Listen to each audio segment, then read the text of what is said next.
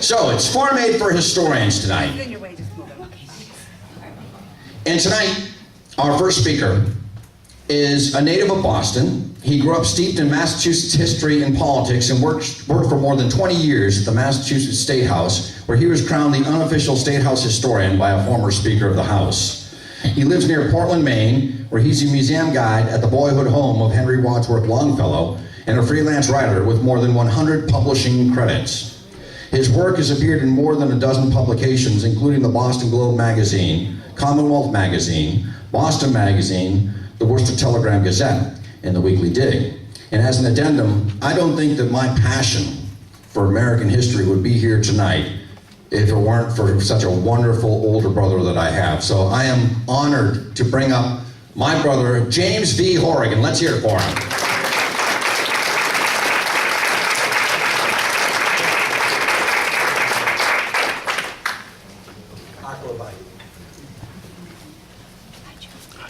Good evening, folks. How's this? Like many people around here who grew up with an interest in the Boston Harbor Islands, my interest began as a kid when I first came across the writing of Edward Rowe Snow.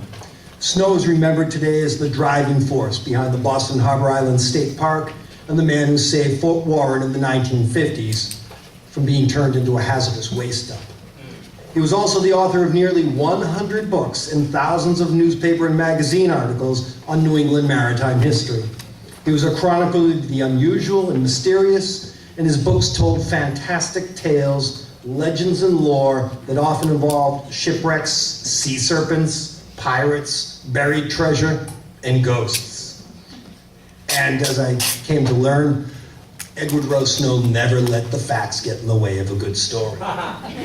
10 years ago, a monument was erected on George's Island in memory of Edward Rowe Snow.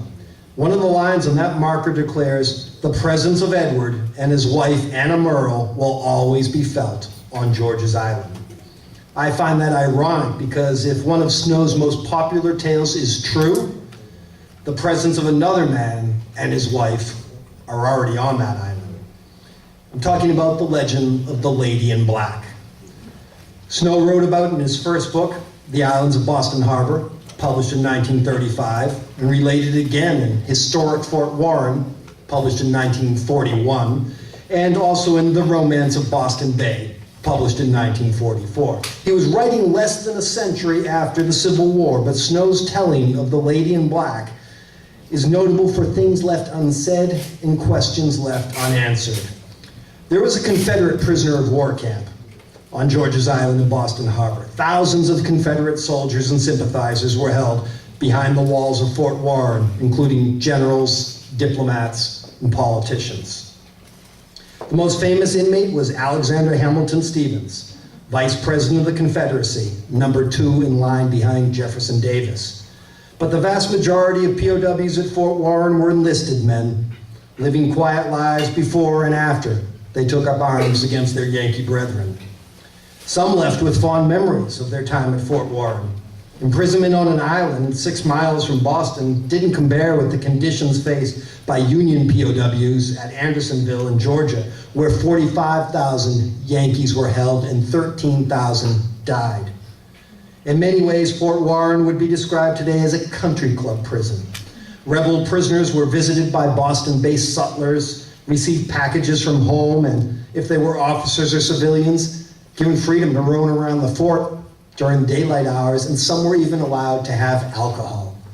For many prisoners, lifelong residents of the Deep South, summer on an island in Boston Harbor was in many ways pleasant. For many of those same prisoners, however, the winter spent on George's Island was the harshest and coldest of their lives. Prisoner exchanges were frequent, and most soldiers didn't stay long at Fort Warren. For a few, however, Boston Harbor was the last place they'd ever see. 13 of the more than 2,000 rebel soldiers and Confederate sympathizers at Fort Warren died in captivity. Their names are inscribed on a granite monument placed outside the walls of the fort in 1963 by the United Daughters of the Confederacy during the centennial observance of the Civil War. Now, to understand how Snow's involvement in that monument intersects with his telling of the Lady in Black, I'd like to go back to his original telling of it, as it appeared in his first book, 1935's The Islands of Boston Harbor. I cannot hope to imitate Edward Rowe Snow's booming, deep voice, but his swashbuckling prose does have a bit of a rhyme to it, kind of a ring from years gone by. And this is Edward Rowe Snow. Every island has its legends, but perhaps the most famous of them all concerns the Lady in Black at Fort Warren. The legend of this famous Lady in Black has been whispered at Fort Warren for many, many years. Until now, there are quite a few who believe in the existence of this lady of black robes. I herewith offer the reader the legend without the slightest guarantee that any part of it is true. During the war between the states, hundreds of prisoners were captured by Burnside at Roanoke Island.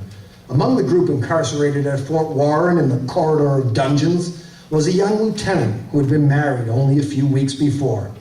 He succeeded in getting a message to his young wife by the Underground Railroad, giving complete directions as to where he was and how she could reach him. Being very much in love, she obtained passage on a small sloop and landed in Hull a few weeks later. She quickly located the home of a southerner in that town and was fitted out with a pistol and dressed in men's clothing. Choosing a dark, rainy night, the lady rowed out to George's Island, landed on the beach, and slipped noiselessly by the sentries. She reached the ditch under the corridor of dungeons, and after giving a prearranged signal, was hoisted up to the carronade embrasure and pulled through the opening. As soon as husband and wife had exchanged their greetings, they made plans for the future.